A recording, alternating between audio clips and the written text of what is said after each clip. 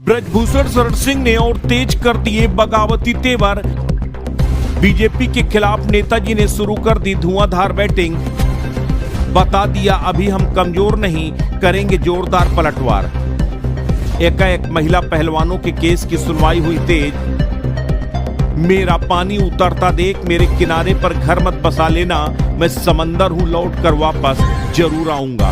ये पंक्तियां बीजेपी के पूर्व सांसद ब्रजभूषण शरण सिंह पर सटीक बैठ रही हैं, जो इन दिनों अपने धुआंधार बयान के बाद सूबे में गर्दा उड़ाए हुए हैं। पाटन क्षेत्र के नेताजी अब पुष्पा स्टाइल में कह रहे हैं कि सिंह झुकेगा नहीं। ब्रजभूषण शरण का दबदबा था, दबदबा है और दबदबा आगे भी रहेगा।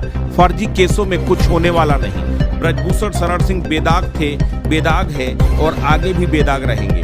हम लोग न्यायपालिका पर विश्वास करने वाले लोग हैं। हम लोग साजिशों से नहीं डरते, बल्कि साजिशों का मुकाबला करते हैं। नेताजी के बगावती तेवरों से बीजेपी की टेंशन बढ़ा दी है।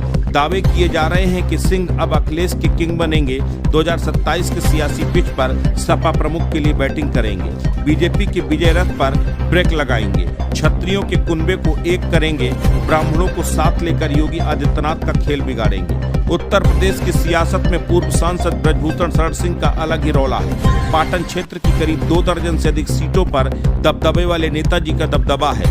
ब्रजभूषण शरण सिंह के इर्द गिर्द यहाँ की राजनीति चलती है। यही वजह है कि हर दल की नजर ब्रजभूषण शरण सिंह पर रहती है। इन दिनों नेताजी बगावती तेवर अख्तियार किए हुए हैं। नेताजी खुलकर सपा के पक्ष में बयान दे रहे हैं, डंके की चोट पर बीजेपी की घेराबंदी कर रहे हैं। ऐसे में ब्रजभूषण शरण सिंह पर दर्ज यौन उत्पीड़न केस की सुनवाई एकाएक तेज हो गई। कोर्ट में फाइल खुल चुकी है।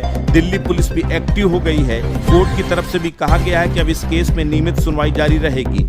कोर्ट की तरफ से बयान देने के लिए वादियों को समन जारी किए जा रहे हैं। ऐसे में चर्चा है कि अगर ब्रजभूषण शरण सिंह खेल करते हैं तो उनके साथ भी बड़ा खेला हो सकता है। ऐसे में अब हम आपको बताते हैं कि ब्रजभूषण शरण सिंह ने ऐसा क्या कह दिया जिसने बीजेपी की टेंशन बढ़ा दी है। कयास लगाए जा रहे हैं कि ब्रजभूषण शरण सिंह समाजवादी पार्टी में जा सकते हैं। ऐसे में सवाल पैदा हो रहा है कि आखिर ये कयास क्यों लग रहे हैं। इन कयासों की वजह ब्रजभूषण शरण सिंह खुद है। दरअसल एक कार्यक्रम में जनता को संबोधित करते हुए उन्होंने एक बयान दिया, जिसकी वजह से अटकलें लगाई जा रही हैं कि बीजेपी के साथ उनका तालमेल ठीक नहीं बैठ रहा। बिहार के भागलपुर में 30 अप्रैल को उन्होंने बयान देते हुए एक बार नाराजगी जाहिर की थी।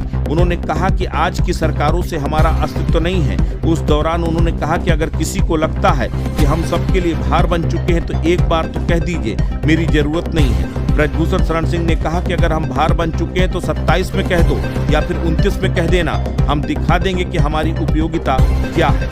इस दौरान उन्होंने बाबू वीर कुंवर सिंह विजय उत्सव के दौरान क्षत्रियों को राजनीति में अनदेखा करने का मुद्दा उठाया।